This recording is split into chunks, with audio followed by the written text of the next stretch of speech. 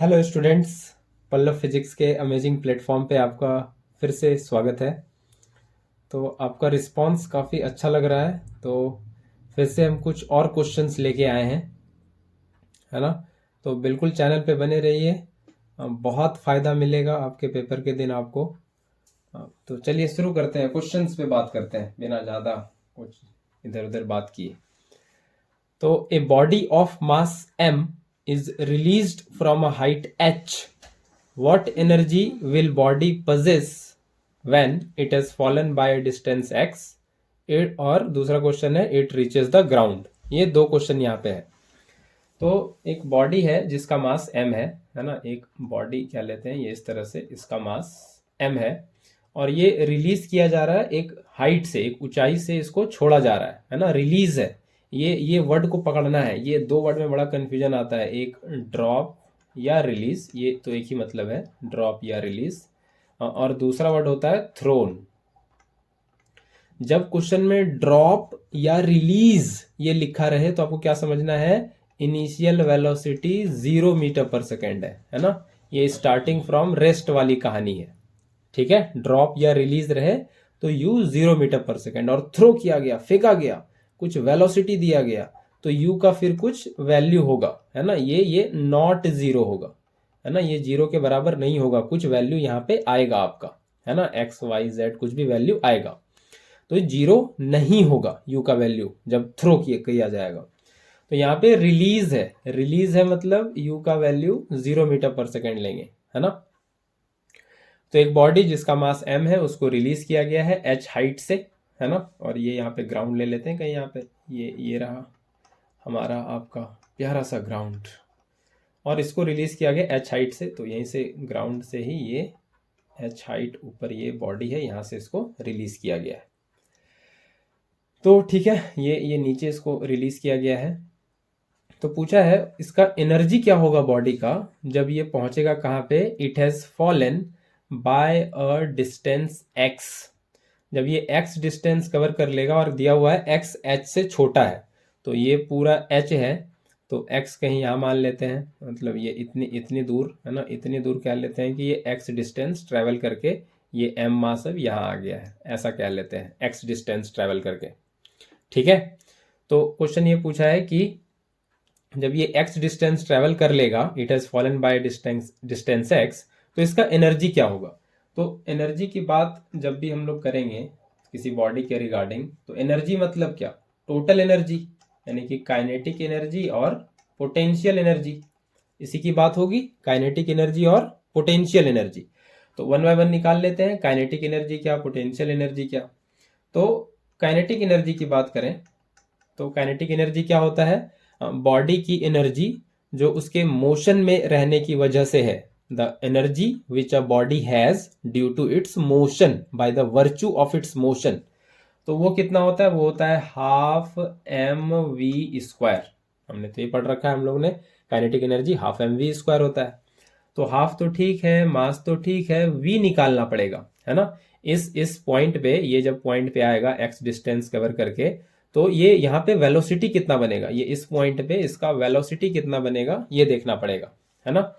तो कैसे निकालेंगे वेलोसिटी, क्या तरीका है, ये फॉल कर रहा है नीचे, ये ड्रॉप किया गया नीचे आ रहा है, तो बेसिकली ये कैसा मोशन है, मोशन अंडर ग्रेविटी है ना। मोशन अंडर ग्रेविटी है, ग्रेविटी के इन्फ्लुएंस में गिर रहा है, एयर रेजिस्टेंस वगैरह नहीं लेते हैं। तो यहाँ पे हम लोग क्या यूज करेंगे, इक्वेशन ऑफ मोशन, है ना। क्या यूज करेंगे, इक्वेशन ऑफ मोशन, जो मोशन अंडर ग्रेविटी का इक्वेशन ऑफ मोशन है वो यूज करेंगे। और मेरे पास क्या क्या डेटा है गिवन, 3 इक्वेशन होता है ना, 3 इक्वेशन होता है, उसमें से एक इक्वेशन यूज कर लेंगे यहाँ पे। तो डेटा के हिसाब से तो क्या क्या मेरे पास है, मेरे पास डिस्प्लेसमेंट दिया हुआ है नीचे की तरफ, है ना। तो साइन कन्वेंशन के साथ लिखेंगे, तो मेरे पास एस दिया हुआ है, किधर आ रहा है, नीचे, डाउनवर्ड डायरेक्शन में। साइन कन्वेंशन आपको पता होना चाहिए, ये नीचे की तरफ आ रहे हैं तो ये नेगेटिव साइन के साथ लेना इसको बेहतर होता है ना। और ऊपर की तरफ है तो पॉजिटिव साइन के साथ लेना डिस्प्लेसमेंट को सही होता है, ठीक है।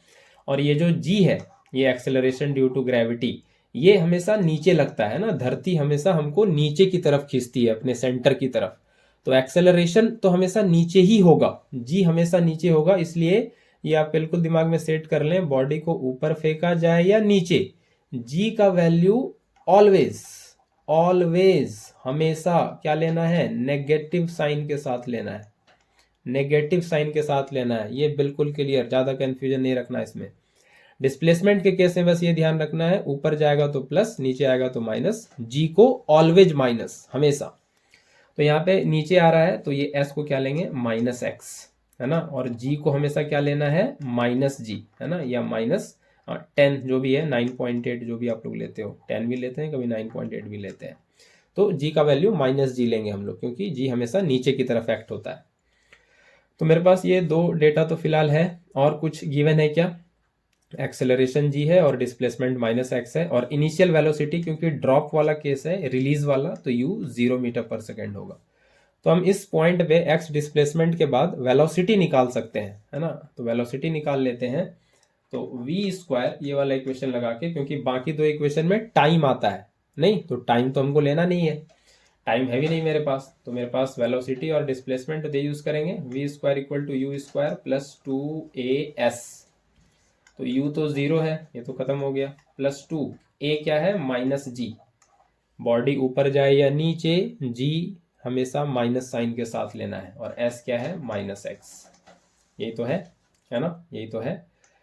तो ये कितना बन जा रहा है, ये बन जा रहा है 2gx, है ना, ये कितना बन जा रहा है, 2gx, ये आ गया v स्क्वायर का वैल्यू 2gx। यही हम लोग यहाँ पे यूज कर लेंगे काइनेटिक एनर्जी में, kinetic energy half m v square, तो ये बनेगा हाफ एम वी स्क्वायर, क्या हो जाएगा, 2gx, ये 2 से 2 कैंसिल हो गया, mgx।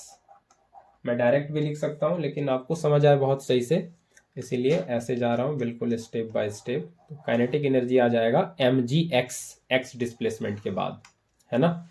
पोटेंशियल एनर्जी कितना बनेगा, पोटेंशियल एनर्जी यहाँ पे x के बाद, तो पोटेंशियल एनर्जी क्या होगा, इस यहाँ पे ये हाइट आ जाने के बाद, x डिस्प्लेसमेंट के बाद इस पॉइंट पे पोटेंशियल एनर्जी क्या बनेगा। तो अब कुछ लोग सोच रहे हैं कि पोटेंशियल एनर्जी बन जाएगा mg, क्या बनेगा, क्या होगा, हाइट बॉडी का।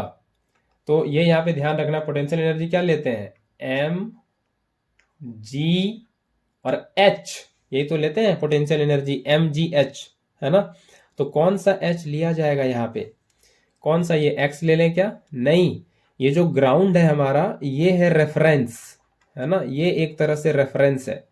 तो पोटेंशियल एनर्जी किसी भी पॉइंट पे रेफरेंस के रिस्पेक्ट में, रेफरेंस से मेजर करते हैं।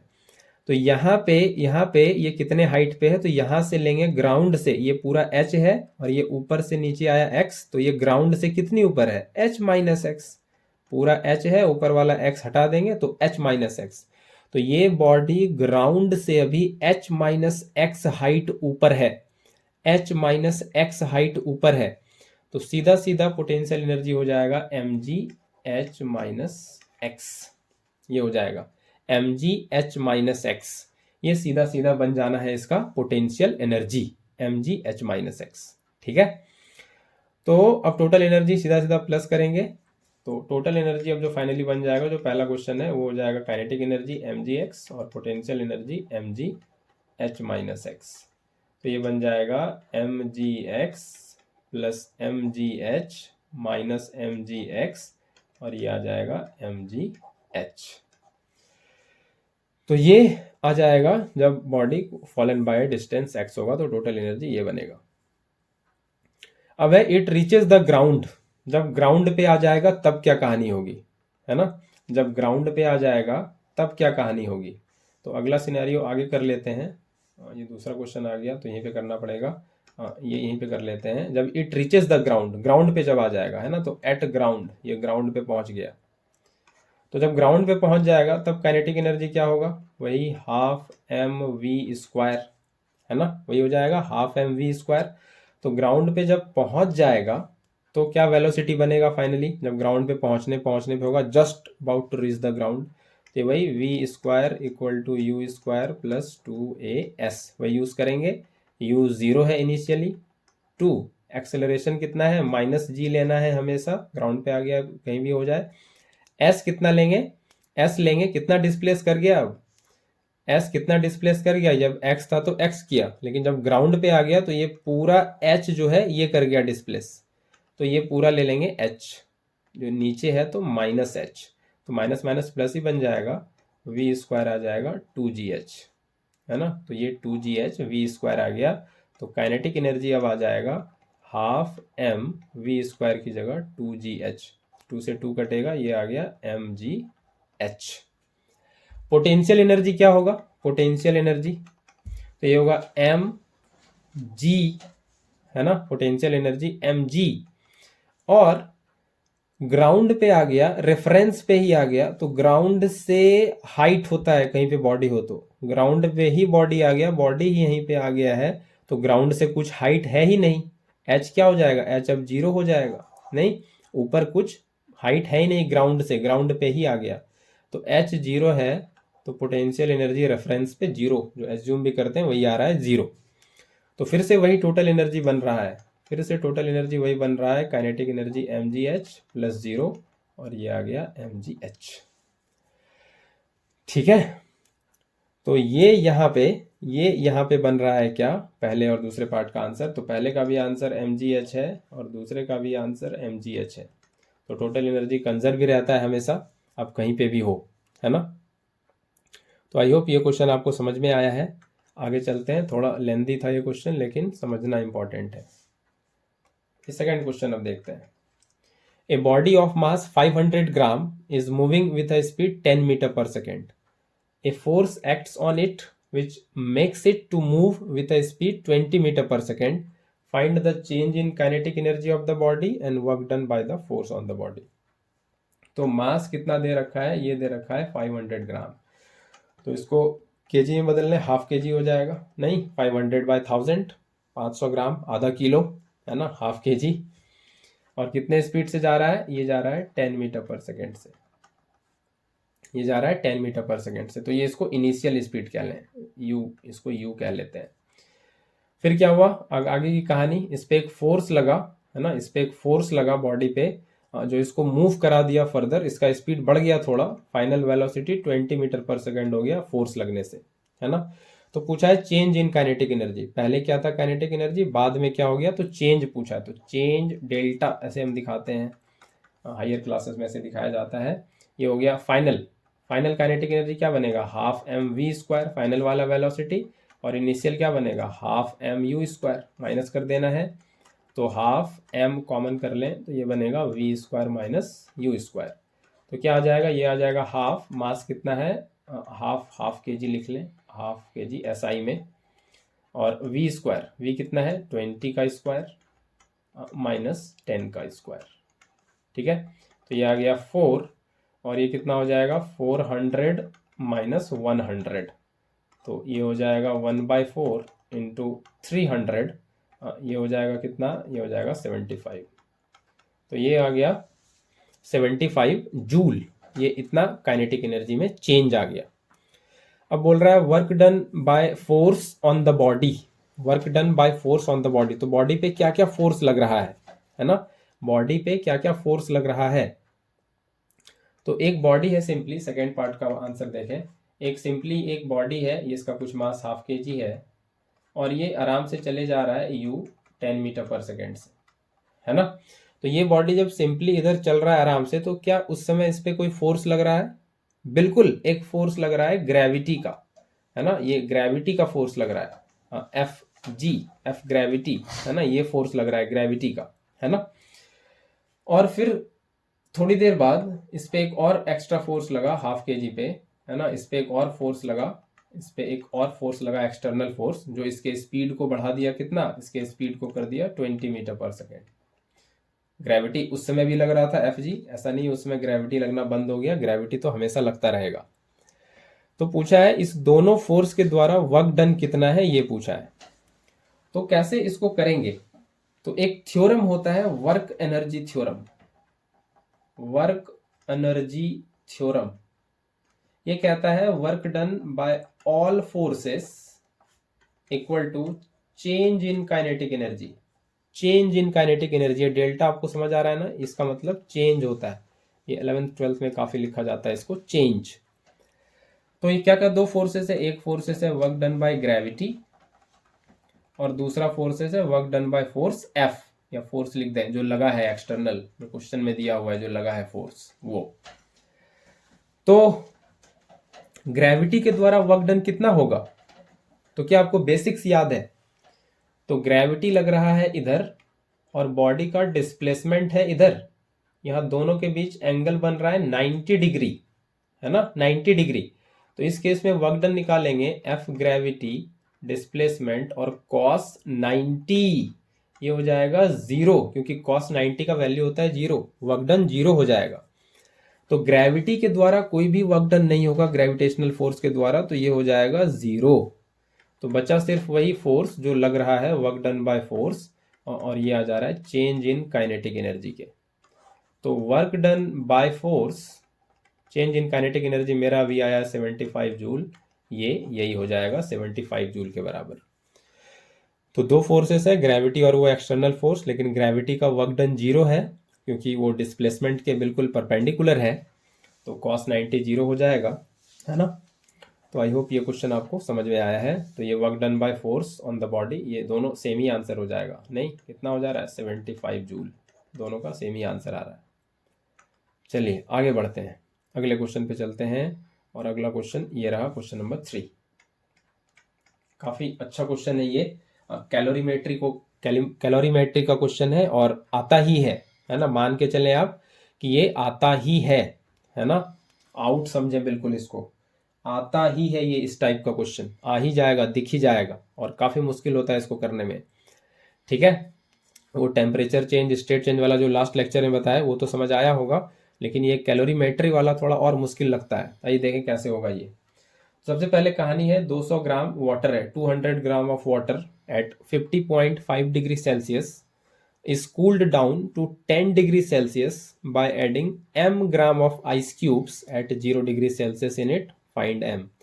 तो क्या बोल रहा है कि ये 200 ग्राम, ये 200 ग्राम ये वाटर है ना, ये वाटर है और कितने टेम्परेचर पे है, ये है 50.5 डिग्री सेल्सियस पे, ठीक है। इसको ठंडा किया गया, इसको ठंडा किया गया 200 ग्राम वाटर को ठंडा किया गया, कितने पे लाया गया 10 डिग्री सेल्सियस पे, है ना। 50 से सीधे कहाँ लाया गया 10 पे, लेकिन कैसे लाया गया, ये अपने आप नहीं हुआ, इसमें डाला गया आइस क्यूब्स, है ना, आइस क्यूब्स, ठीक है, आइस क्यूब्स डाला गया पानी में। हमेशा सब आप सोच रहे हैं पानी में आइस क्यूब डाला जा रहा है, कहीं कहीं भाई पानी में भी डाला जाता है, आप लोग जो सोच रहे हैं हमेशा वहाँ नहीं डाला जाता, पानी में भी डाला जाता है ना। बैन भी है बिहार में, इसकी बात नहीं कर सकते, नहीं। तो आइस क्यूब्स, मुझे टेंशन नहीं है, मैं तो झारखंड का हूँ। तो आइस क्यूब्स, है ना, मैं नहीं पीता भाई, I don't consume any type of alcohol वगैरह, कुछ भी नहीं लेते, बहुत सही है बिल्कुल, है ना, ऐसा कुछ भी नहीं करते, आप भी ना करें, आगे कभी भी ना करें, ठीक है। तो आइस क्यूब से कितना m ग्राम का है, m ग्राम का आइस क्यूब इसमें डाला गया है, फिर ये कहानी हुई 200 ग्राम से चले गई, मतलब 50.5 डिग्री सेल्सियस से 10 डिग्री सेल्सियस पे चले गया, है ना। तो क्या कहानी हुई, कहानी क्या हुई कि आइस क्यूब डालने से इसका टेम्परेचर 50.5 से 10 पे आ गया, है ना। तो ये एक तरह से कहाँ है, ये हाइयर टेम्परेचर पे है ना, ये इसको हम कह सकते हैं एक तरह से वाटर को कह सकते हैं एक तरह से, ये क्या हॉट बॉडी है ना, ये हॉट बॉडी है, और ये जो आइस है जो इसमें डाला गया ये क्या है, ये एक तरह से कोल्ड बॉडी है कि नहीं, ये क्या है, एक तरह से कोल्ड बॉडी है। तो यहाँ पे हम कैलोरीमेट्री का प्रिंसिपल यूज करेंगे, है ना, कैलोरीमेट्री का प्रिंसिपल यूज करना होगा इस क्वेश्चन में। ये हॉट बॉडी, ये कोल्ड बॉडी, इसके डालने से इस हॉट बॉडी का फाइनल टेम्परेचर ये हो गया, है ना, ये हॉट बॉडी का ये इनिशियल टेम्परेचर Ti, और इसी हॉट बॉडी का ये फाइनल टेम्परेचर Tf, ये हो गया ऐसा, है ना। हॉट बॉडी का इनिशियल टेम्परेचर Ti और फाइनल टेम्परेचर हो गया Tf, ठीक है। तो क्या हुआ आइस क्यूब के डालने से, आइस क्यूब जब इसमें डाला तो क्या हुआ कि ये हॉट बॉडी जो है हीट एनर्जी थोड़ा लूज किया, है ना, ये हॉट बॉडी क्या किया, ये एनर्जी लूज किया, और ये जो आइस क्यूब है ये क्या किया, एनर्जी गेन किया, है ना। तभी तो ये एनर्जी इसका थोड़ा ले लिया, तो इसकी वजह से इसका टेम्परेचर 50 से सीधे 10 पे आ गया। और आइस जो 0 डिग्री पे था, ये जो 0 डिग्री पे था, इसका टेम्परेचर कुछ बढ़ गया होगा, है ना। इसका कुछ टेम्परेचर बढ़ गया होगा, ये टी पे कुछ आ गया होगा, है ना। इसको इसको कुछ क्या लेते हैं, जिस पे भी आ जाए, ये टी पे कुछ टेम्परेचर बढ़ के आ गया होगा, नहीं, यही हुआ होगा कहानी। और फिर इक्विलिब्रियम वाली कहानी हुई होगी। तो हम लोग यहाँ पे वही कहानी यूज करेंगे प्रिंसिपल ऑफ कैलोरीमेट्री का, कि heat lost by water equal to heat gained by ice, है ना। Heat lost by water equal to heat gained by ice, यही कहानी हुई होगी। तो वाटर कितना हीट लूज किया ये पहले देख लेते हैं, है ना। इसको क्या लेते हैं, ठीक है, इसी को निकाल लेते हैं पहले। हीट लॉस्ट बाय वाटर, कितना हीट लॉस किया वाटर, ये कैसे पता चलेगा, ये पता चलेगा एम एस डेल्टा टी, है ना, एम एस डेल्टा टी। तो यहाँ पे ये मैंने क्वेश्चन में लिखा नहीं, शायद मिस हो गया, लिख लेना चाहिए था इसको। तो पहले आप लोग इसको नोट कर लें जरा सा। यहाँ पे स्पेसिफिक हीट वाटर का ये कितना होता है, ये होता है 4.2 जूल पर ग्राम पर डिग्री सेल्सियस। और स्पेसिफिक हीट किसका, आइस क्यूब का, है ना। Specific heat of ice cube, ये होता है, उसकी ज़रूरत पड़ेगी नहीं यहाँ पे फिलहाल। आइस की बात करें, आइस क्यूब लिखने की ज़रूरत नहीं है, ठीक है। आइस है तो लिख लेते हैं। ये है 2.1, आधा हो जाता है, ये याद रखने का तरीका, वाटर से आधा हो जाता है। और लेटेंट हीट की बात करें, स्पेसिफिक लेटेंट हीट, है ना, लेटेंट हीट ऑफ आइस की बात करें तो ये होता है 336। ये क्वेश्चन में था मेंशन, वो मुझसे लिखना रह गया, जूल पर ग्राम, है ना, जूल पर ग्राम, 336 जूल पर ग्राम, ठीक है। तो इसको यूज कर लेंगे। तो कितना वाटर लूज किया हीट, तो एम एस डेल्टा टी, है ना। ये डेल्टा टी कल से मैं टाइम लिख के जा रहा हूँ, ये टेम्परेचर है डेल्टा टी। तो मास कितना है 200 ग्राम, स्पेसिफिक हीट कितना है 4.2, और टेम्परेचर में कितना चेंज हुआ, टेम्परेचर में कितना चेंज हुआ, 50.5 से सीधे आ गया 10 पे, है ना, पानी। तो कितना टेम्परेचर चेंज हुआ, 50.5 से सीधे आ गया 10 पे, 50.5 से सीधे किस पे आ गया, 10 पे। तो ये आपको अब सॉल्व करना पड़ेगा, 200 इंटू 4.2 और इंटू ये कितना बनेगा, ये 0.504, ये इतना बनेगा। और डेसिमल हटेगा तो ये 10 आएगा, और ये डेसिमल हटेगा तो ये भी 10 आएगा, ये 2 0 तो यही कैंसिल हो जाएगा। तो ये आ रहा है 84 इंटू 405। तो इसको आपको सॉल्व करना पड़ेगा, और ये सॉल्व करके आ जाता है अप्रॉक्सीमेटली 340। ये मैं कैलकुलेटर की मदद से कर रहा हूँ, ये जूल आ गया, है ना। आप लोग को मैनुअली करना है, 34020 जूल आ गया, है ना। ये इतना हीट पानी लूज कर रहा है। अब ये जितना हीट पानी लूज किया उतना ही वो आइस क्यूब जो है हीट गेन कर लेगा, है ना। तो हीट गेन्ड बाय आइस, है ना, हीट टेकन बाय आइस या heat gained by ice, heat gained by ice, ठीक है। ये heat gained by ice, ice कितना हीट गेन करेगा। तो आइस में यहाँ पहले ये देखना पड़ेगा आपको, ये 0 डिग्री सेल्सियस पे आइस क्यूब है ना। ये किस पे है, आइस क्यूब। तो आइस क्यूब पहले वाटर बनेगा 0 डिग्री सेल्सियस पे, है ना। ये heat gained by ice cube जो होगा, ये heat gained by ice cube at 0 degree C, 0 degree Celsius, ये पहले किस में जाएगा, ये हीट यूज करेगा किसमें, ये कन्वर्ट होने के लिए 0 डिग्री सी वाटर बनने के लिए पहले, है ना। पहले यहाँ पे लेटेंट हीट वाला काम होगा, ये हीट एनर्जी पहले आइस क्यूब जो है, आइस 0 डिग्री सी वाटर बनेगा पहले, आइस से 0 डिग्री सेल्सियस, आइस से 0 डिग्री सेल्सियस वाटर बनेगा पहले, है ना। ये ट्रांजिशन होगा पहले, फेज चेंज होगा, स्टेट चेंज होगा पहले, आइस पहले ये करेगा। तो स्टेट चेंज करता है तो ml लगाते हैं हम लोग, ये पता होगा। स्टेट चेंज होता है तो ml लगाते हैं, टेम्परेचर चेंज होता है तो ms डेल्टा टी लगाते हैं। तो मास कितना है भाई, तो मास दे रखा है 200 ग्राम, नहीं, मास तो वही है, मास m ग्राम है आइस का मास ये m ग्राम है और लेटेंट हीट 336, तो 336 m ये आ रहा है। तो ये अब हो गया 0 डिग्री सेल्सियस वाटर, है ना, 0 डिग्री सेल्सियस वाटर, ये अब यहाँ पे ये हो गया, है ना। तो ये यहाँ पे आ गया। अब आगे यहाँ से heat gained bye 0 degree Celsius water, heat gained bye 0 degree Celsius water, ice water कह सकते हैं इसको आप।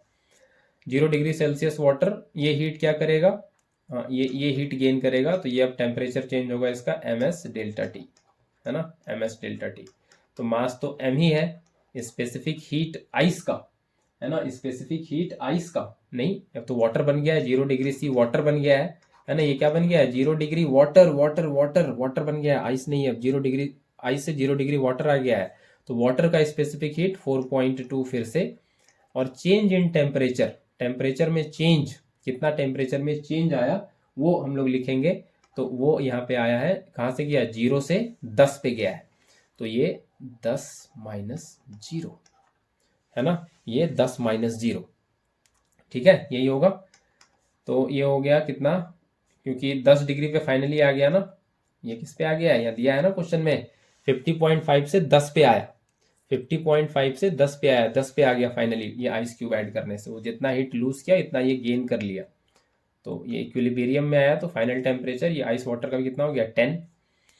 तो ये यहाँ से m इंटू 4.2 इंटू 10, और ये डेसिमल हटेगा, ये 0 हटेगा, ये 42m ये बन जाएगा।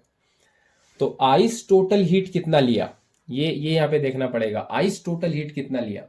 तो total heat gained by ice, gained by ice, तो ये लिया 336m और प्लस लास्ट में कितना आया, 42m, 42m, तो ये हो गया 378m, है ना, 378m टोटल हीट ये इतना गेन कर लिया आइस, ठीक है। तो अब भाई प्रिंसिपल ऑफ कैलोरीमेट्री लगाएंगे कि वो पहले कितना हीट लूज किया था, वो पहले नोट करें, 34020, 34020, तो 34020 जूल, ये बराबर होगा ये हीट गेन जितना किया 378m, तो m हो जाएगा यहाँ से 34020 डिवाइडेड बाय 378, और ये आ जाता है सॉल्व करके, ये फिर से मैं कैलकुलेटर से कर रहा हूँ, तो ये आ जाता है 90 ग्राम, है ना, 90 ग्राम। आपको मैनुअली करना है, you have no option, I have option. तो ये 90 ग्राम ये इतना आ रहा है, ठीक है। तो 90 ग्राम ये m का जो वैल्यू क्वेश्चन में पूछा है ये कितना हो जाएगा, ये हो जाएगा 90 ग्राम। तो आज थोड़ा अच्छा क्वेश्चन है। तो ये कैलोरीमेट्री का क्वेश्चन था, है ना, कैलोरीमेट्री का क्वेश्चन था, ठीक है। आई होप ये क्वेश्चन भी आपको समझ आया है। आगे बढ़ते हैं, अगले क्वेश्चन पे चलते हैं। तो अगला क्वेश्चन यही है, question number 4। Two resistors of resistance R1 2 ohm, R2 1 ohm are connected in parallel with a current source of 3 ampere. तो अरेंजमेंट ड्रॉ करना है, सर्किट डायग्राम, और करंट बताना है I1 in R1 and I2 in R2, अलग अलग current बताना है। तो दो रेजिस्टेंस है पहले, तो R1 ये ऐसा, है ना, ये एक ऐसा R1 हो गया, R1 कितना हो गया 2 ओम, और इसके पैरेलल में, इसके ठीक पैरेलल में, ये पैरेलल में ये 1 ओम ऐसे लगा दिया, ठीक है। और क्या किया है, इसको एक करंट सोर्स से जोड़ दिया है। तो ये पैरेलल कॉम्बिनेशन को किससे जोड़ दिया है, एक करंट सोर्स से, है ना, एक सोर्स है कोई भी करंट का, ये करंट सोर्स से इसको जोड़ दिया है, ठीक है, ये एक करंट सोर्स से इसको जोड़ दिया। और ये सोर्स कितना करंट दे रहा है, ये दे रहा है I = 3 एम्पियर, है ना, I = 3 एम्पियर, ये इतना करंट दे रहा है। ये सर्किट डायग्राम को जैसा आपको समझ आ गया होगा। तो क्या होगा कि ये जो सोर्स करंट दे रहा है 3 एम्पियर का, यहाँ पे लेकिन आने के बाद ये यहाँ पे नोड बन रहा है ना, यहाँ पे क्या बन रहा है, ये बन रहा है नोड फिर से। तो क्या होगा, करंट यहाँ पे बटेगा, थोड़ा इधर जाएगा, थोड़ा इधर जाएगा, है ना, इधर। तो इधर मान लीजिए कुछ गया I1, जो कह भी रहा है क्वेश्चन में कि R1 में I1 गया है, और इधर इधर थोड़ा क्या गया, इधर गया I2, है ना। R1 में I1 और R2 में I2, ठीक है, ये इस तरह से गया है। तो हमको I1 I2 निकालना है। बिल्कुल करंट बटेगा, ये तो पैरेलल में होता है। पैरेलल में क्या होता है, पैरेलल में करंट अलग अलग, करंट अलग अलग, करंट बट जाता है। वोल्टेज सेम रहता है दोनों में, क्योंकि दोनों का एंड जो है वो बैटरी के जो भी सोर्स है उससे कनेक्टेड है डायरेक्टली, तो वो सेम वोल्ट पे रहता है ना। यहाँ तो बेसिकली करंट सोर्स है, तो अभी इससे बात करेंगे। तो पैरेलल में बस ये ध्यान रखना है कि करंट अलग अलग होता है ना, क्योंकि नोड बनता है वहां पे तो डिवीजन हो जाता है, मतलब अलग अलग ब्रांच में अलग अलग अमाउंट का करंट जाता है। तो यहाँ पे ऐसा कहानी है। तो हमको I1 और I2 निकालना है। तो क्या करेंगे, पैरेलल में एक और बात हमको पता है कि वोल्टेज जो है ना, वो भी बताए, वोल्टेज सेम होता है।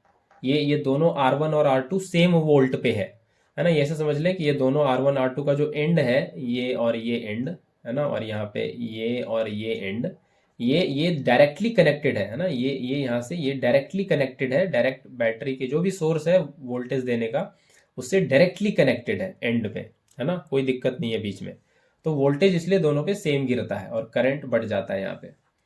तो पैरेलल में ये कहानी, करंट अलग अलग, वोल्टेज सेम, ये दोनों बात आपको ध्यान रखना है। और सीरीज में क्या होता है, करंट सेम, ये साथ में आ गया है तो बता दें। सीरीज में क्या होता है, सीरीज में करंट सेम, है ना। सीरीज में करंट सेम, एस से सीरीज, एस से सेम, करंट सेम। और सीरीज में वोल्टेज, वोल्टेज अलग अलग, है ना, वोल्टेज सब अलग अलग खा जाता है। टोटल वोल्टेज जितना मिल रहा है, सब डिवाइसेस अप्लायंसेस जो भी लगा हुआ है सर्किट में, सब थोड़ा थोड़ा वोल्टेज खा जाता है, क्योंकि सीरीज में है सबको थोड़ा थोड़ा बट जाता है। तो वोल्टेज खा जाता है, और पैरेलल में सबको एक ही वोल्ट मिल रहा होता है और करंट अलग अलग जाता है। बस ये लॉजिक थोड़ा ध्यान रखना है। सीरीज का याद रखिए, S series current S same, S same S series, ऐसे याद रख सकते हैं। बाकी उसका फिर उल्टा कर लेना है पैरेलल में। तो यहाँ पे जो टोटल करंट आई है वो 3 एम्पियर है, और वो फाइनली जाके बट जा रहा है I1 प्लस I2 में। I1 प्लस I2 में आगे जाके वो डिस्ट्रीब्यूट हो जा रहा है। तो ये पहला इक्वेशन कह लें। आगे क्या है कि वो वोल्टेज सेम रहने वाला है नहीं, वोल्टेज पोटेंशियल डिफरेंस क्या रहेगा, सेम। तो V1 अगर हम कहें ये R1 के अक्रॉस, ये वही रहेगा जो 2 के अक्रॉस रहेगा V2, ठीक है, जो दूसरे रजिस्टर R2 के अक्रॉस है, दोनों के अक्रॉस सेम वोल्ट रहने वाला, V1 इक्वल टू V2, यही लिखे हैं। तो V1 क्या हो जाएगा, ये हो जाएगा I1 R1, और ये हो जाएगा I2 R2। पैरेलल में वोल्टेज सेम, तो इस लॉजिक को यूज करें। तो इसी लॉजिक को अब यूज कर लेंगे आगे। तो ये हो जाएगा I1 R1, और ये हो जाएगा I2 R2, है ना। और मेरे पास एक इक्वेशन है I equal to I1 plus I2, ये यूज करना है। इसी दोनों को यूज करके सॉल्व करना है। R1 R2 का वैल्यू दिया हुआ है क्या, R1 दिया हुआ है 2 ओम, R2 दिया हुआ है 1 ओम, है ना, वो बाद में यूज कर लेंगे। तो पहले हमको I1 I2 निकालना है। तो मेरे पास एक इक्वेशन है, तो एक बार काम करते हैं, एक बार पहले I1 को हटाते हैं और I2 आ जाएगा, एक बार I2 को हटाते हैं I1 आ जाएगा। तो I1 को पहले हटा रहे हैं या I2 को हटा रहे हैं, जिसकी मर्जी आप हटा सकते हो। तो I1 पहले निकालना है, तो I1 को रखते हैं, I2 को हटाते हैं। यहाँ से I2 हटेगा क्या, बिल्कुल हट जाएगा, I माइनस I1, ये हो जाएगा I2। तो यहाँ से इसको सब्सटीट्यूट कर लें इसमें, तो ये हो जाएगा I माइनस I1, ये हो जाएगा R2, है ना। तो ये यहाँ से क्या हो जाएगा, I1 R1, और ये हो जाएगा I R2, ये हो जाएगा I1 R2, ठीक है। तो I1 R2 को इधर कर लें, ये I1 R1 plus I1 R2, ये हो जाएगा I R2, ठीक है, I R2। तो ये यहाँ से हो जाएगा, I1 कॉमन कर लें, ये हो जाएगा R1 प्लस R2, और R2 को इधर डिवाइड कर सकते हैं, ये R2। हमको I1 चाहिए, तो I1 क्या हो जाएगा, I R2 divided by R1 plus R2। तो बेसिक से चिपके रहना है बिल्कुल, है ना, बेसिक नहीं छोड़ना। I क्या है 3 एम्पियर, R2 कितना है 1 ओम, है ना, एक बार कंफर्म कर लें 1 ही है, हाँ R2 1 है। और R1 R2 कितना है, ये है 1, ये 2 है सॉरी, और R2 है 1। तो ये हो गया 3/3, ये तो 1 एम्पियर आ गया, है ना, ये कितना आ गया 1 एम्पियर, 1 एम्पियर आ गया। अब आगे वाले केस में बस उल्टा काम कर लेना है। उल्टा काम क्या कर लेना है, I2 निकालना है, तो इसको I1 को हटाना है यहाँ से। तो ये जो इक्वेशन है आगे की स्लाइड में कर लेते हैं। तो ये I1 R1 और ये हो जाएगा I2 R2। तो इस बार I1 को हटा लेते हैं, तो इसको लिख लेते हैं I माइनस I2, है ना, और ये हो जाएगा R1 और ये I2 R2। तो ये हो जाएगा I R1 और ये हो जाएगा I2 R1 और ये हो जाएगा I2 R2। तो ये यहाँ से हमको I2 चाहिए अब, तो ये हो जाएगा I R1 और ये हो जाएगा I2 R1 और ये हो जाएगा I2 R2। तो I2 निकालना है, I2 निकालना है, तो ये यहाँ हो जाएगा R1 प्लस R2 और ये इधर हो जाएगा I R1। तो ये हो जाएगा I R1 divided by R1 plus R2, ये आ जाएगा I2। ठीक है, तो I कितना है 3, R1 कितना है 2, R1 कितना है 2, R2 कितना है 1 और ये है I2। तो 3 2 जा 6, 2 प्लस 1 3 और ये आ गया I2 और ये आ गया 2 एम्पियर। तो I2 आ गया 2 एम्पियर, I1 आ गया 1 एम्पियर। तो आपको बस यही ध्यान रखना है, पैरेलल में वोल्टेज सेम, ना ना, यही लॉजिक लगाए यहाँ पे, voltage same, V equal to क्या होता है आई आर, तो I1 R1, और V2 क्या होता है I2 R2, V equal to I R, तो I2 R2, ओम्स लॉ से हम लोग अभी देखे थोड़ी देर पहले। तो I equal to I1 plus I2, ये होता है I equal to I1 plus I2। यहाँ पे होगा ना, लगेगा ना, ये जो टोटल करंट आ रहा है ये बट गया दोनों में, I का कुछ I1 में गया, कुछ I2 में गया, तो दोनों मिला के I के ही तो बराबर होगा, I equal to I1 plus I2। तो ये लॉजिक यहाँ पे यूज कर लिए, है ना। तो आई होप ये क्वेश्चन आपको अब समझ आ गया है। आगे बढ़ चलते हैं, अभी हमारे पास समय है, तो आगे बढ़ चलते हैं अगले क्वेश्चन की तरफ। अगला क्वेश्चन ये रहा, क्वेश्चन नंबर 5। तो काफ़ी अच्छा क्वेश्चन है सारा, है ना, और हो सकता है कुछ दिख जाए आपको, है ना। There is a sunken ship at a depth of 50 metre in a sea. एक जहाज डूबा हुआ है। From the surface of sea के सरफेस से waves are sent to locate it. Find the time when the wave after reflection will reach the surface, state whether echo is heard और not, give reason, और sound का speed दिया है water में 1400। तो क्या कहानी है कि ये इस तरह से, ये थोड़ा सही से बनाया जाए, हाँ, ये इस तरह से, ये समुद्र समझ लें फिलहाल थोड़ी देर के लिए, है ना, ये इस तरह से समुद्र है ना। और यहाँ पे सनकन से मतलब क्या, शिप डूबा हुआ है, जहाज अंदर, ये टाइटेनिक टूट गया, नीचे चले गया, नहीं, ये इस तरह समझ लें कि ये यहाँ से, ये शिप जो है, ये यहाँ से शिप, ये नीचे गिर गया है ना, ये यहाँ पे शिप आके नीचे पड़ा हुआ है। और यहाँ वाटर के सरफेस से, है ना, ये सरफेस है, ये ओशन का सरफेस है ना, ये यहाँ से, और ये डेप्थ दिया हुआ है, सनकन शिप कितने डेप्थ पे है 50 मीटर, ये डेप्थ दिया हुआ है, ये डेप्थ दिया हुआ है, ठीक है, ये सरफेस से डेप्थ दिया हुआ है, ठीक है। तो from the surface of sea के सरफेस से क्या किया है, वेव्स भेजा जा रहा है इसको लोकेट करने के लिए, ट्रेस करने के लिए। बेसिकली वही सोनार वाली कहानी है ना, वो अल्ट्रासोनिक वेव भेजते हैं ना डिटेक्ट करने के लिए अंडर वाटर ऑब्जेक्ट, या डेप्थ ऑफ ओशन मेजर करने के लिए, वही वाली कहानी है। तो अल्ट्रासोनिक वेव ऐसा कुछ भेजा जा रहा है, तो ये सरफेस से मान लें ये ऐसा कुछ अल्ट्रासोनिक वेव गया, है ना, ये ऐसे गया, और यहाँ से ये रिफ्लेक्ट होगा, साउंड का भी रिफ्लेक्शन बिल्कुल लाइट की तरह होता है, ये इस तरह से ऐसे रिफ्लेक्ट होके आ जाएगा वापस, है ना, और यहाँ पे फिर डिटेक्ट कर लिया जाएगा, कुछ होगा, ये शिप मिलेगा तो यहाँ पे ट्रांसमीटर लगा रहेगा, रिसीवर, और यहाँ से इधर ये ट्रांसमीटर से भेजा जाएगा, ट्रांसमीटर, और इधर ये लगा रहेगा रिसीवर, कुछ होगा तो यहाँ पे डिटेक्ट कर लेगा, पता चल जाएगा। तो क्या क्वेश्चन है कि वेव जब छोड़ा जा रहा है तो पूछ रहा है कि टाइम, जो वेव आफ्टर रिफ्लेक्शन, ये रिफ्लेक्ट करने के बाद ये सरफेस पे जब वापस आ जाएगा तो कितना टाइम लगेगा, टाइम कितना लगेगा। तो टाइम क्या होता है पहले तो ये बता दें, नहीं, तो टाइम, स्पीड हमको पता है, स्पीड होता है डिस्टेंस बाय टाइम, हमको ये सिंपल सी बात मालूम है, स्पीड क्या होता है डिस्टेंस बाय टाइम। तो टाइम क्या होगा डिस्टेंस बाय स्पीड, यही होगा। तो स्पीड तो दे रखा है वेव का, साउंड वेव का वाटर में, ये 1400, ये स्पीड तो क्लियर है, कोई दिक्कत नहीं है। डिस्टेंस कितना है, डिस्टेंस कितना ले रहा है, तो ये साउंड वेव यहाँ गया और वापस आया, तो गया और वापस आया, ये टोटल टाइम पूछ रहा है ना। Find the time when the wave after reflection will reach the surface, है ना। तो आफ्टर रिफ्लेक्शन रीच करेगा सरफेस को, तो टाइम कितना लगेगा, तो ये डिस्टेंस कितना लगेगा, ये जाने का डिस्टेंस और आने का डिस्टेंस, तो 50 मीटर जाने का और 50 मीटर आने का, तो ये बेसिकली 2 × 50 हो जाएगा, नहीं तो ये 100/1400, तो ये 2 जीरो कैंसिल होगा, तो ये 1/14 है ना, 1/14 सेकेंड आ रहा है। तो 1/14 सेकेंड कितना हो जाएगा, 1/14 कितना हो जाएगा, ये हो जाएगा, इसको डिवाइड कर लें, 0.000 14 7 जा 98, नहीं तो ये 2 0 0 ये 1 6 ये 4, तो 0.0714 इतना लेके चलते हैं फिलहाल।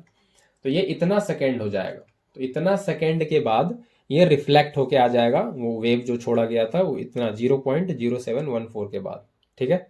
तो पहला पार्ट का आंसर मिल गया आपको 0.0714।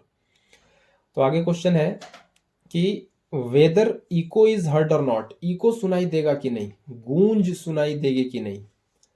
तो इको सुनने के लिए कंडीशन क्या है, इको सुनने के लिए कुछ कंडीशन है। इको सुनने के लिए कंडीशन है कि वो जो डिस्टेंस है जहाँ से साउंड रिफ्लेक्ट होके आ रहा है सोर्स के पास, जहाँ से साउंड एमिट किए थे उसके पास वापस लौट के जब आए, तो वो जो डिस्टेंस ट्रेवल करे, है ना, वो जो दूरी हो सोर्स और रिफ्लेक्टिंग सब्सटेंस के बीच, वो जो डिस्टेंस है वो 17.2 मीटर मिनिमम या उससे ज़्यादा होना चाहिए, है ना, वो उससे ज़्यादा होना चाहिए। तो चलिए यहाँ तो 50 मीटर है, बहुत बढ़िया, वेरी गुड, है ना, 17.2 मीटर होना चाहिए, उससे ज़्यादा ही है। लेकिन एक और कंडीशन साथ में होना पड़ेगा, क्या होना पड़ेगा कि ये जो टाइम है वापस आने का, ये 0.1 सेकेंड होना चाहिए मिनिमम या उससे ज़्यादा, है ना, या उससे ज़्यादा, तभी इको सुनाई देगा, तभी इको सुनाई देगा, है ना। ये कभी इको बताएंगे, इको का क्वेश्चन कभी लेंगे तो उसमें इसको बता देंगे सही से, तभी इको सुनाई देगा, अदरवाइज नहीं सुनाई देगा, है ना। इको एकदम क्लियर साउंड सुनाई देना चाहिए हर एक रिफ्लेक्शन के बाद, तभी इको सुनाई देगा। इको और रेवर्बरेशन में डिफरेंस होता है, बात करेंगे उस पर कभी, अभी इको पे फोकस करते हैं इस क्वेश्चन पे। तो यहाँ पे तो 0.0714 सेकेंड है, ये तो इससे कम है ना, 0.1 सेकेंड से कम है ये टाइम, तो ये तो इको सुनाई ही नहीं देगा सही से। क्योंकि क्या होता है कि वो जो ओरिजिनल साउंड है ना, वो जो ओरिजिनल साउंड है जो सोर्स से निकला है, वो हमारे कान में 0.1 सेकेंड के लिए रहता है ना। ओरिजिनल साउंड का परसिस्टेंस इसको कहते हैं, है ना। The time for which original sound persist in our ear, वो 0.1 सेकेंड है।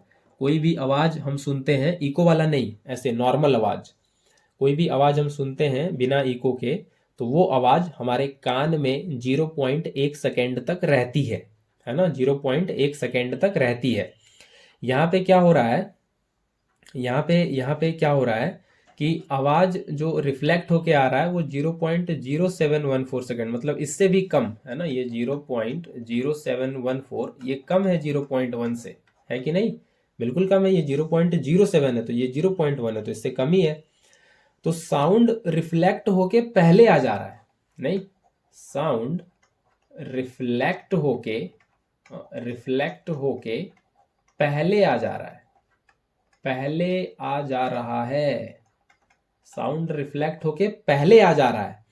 हमारे कान में आवाज अभी है ही ओरिजिनल साउंड का, तो उससे ये ब्रुम ब्रुम मार पीट कर लेगा, नहीं, कुछ अजीब टाइप से कुछ सुनाई ही नहीं देगा, बड़ा अजीब सिनेरियो हो जाएगा, कुछ ठीक से सुनाई ही नहीं देगा, नहीं। तो इको आपको नहीं सुनाई देने वाला, क्योंकि ओरिजिनल साउंड अभी भी आपके कान में परजिस्ट कर ही रहा है, नहीं, 0.1 सेकेंड तक वो रहता है अभी, और उससे ये पहले रिफ्लेक्ट होके आ जाएगा, तो ठीक से सुनाई नहीं देगा, अजीब सिनेरियो हो जाएगा, क्लियर सुनाई नहीं देगा, इको आपको नहीं समझ में आएगा, क्या हुआ इको, क्या हुआ, कुछ फील ही नहीं आएगा, नहीं।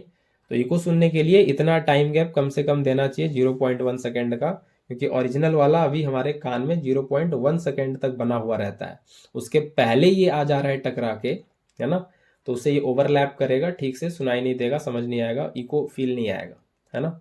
तो यहाँ पे हमको इको हर्ड नहीं होगा, echo will not be heard, क्योंकि ओरिजिनल साउंड हमारे कान में 0.1 सेकेंड तक रहता है, अभी वही रह रहा है।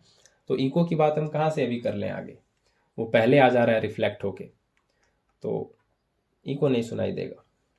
ठीक है, तो आज इतना ही रखते हैं। मिलते हैं फिर अगले लेक्चर में कुछ और क्वेश्चंस के साथ। चलिए।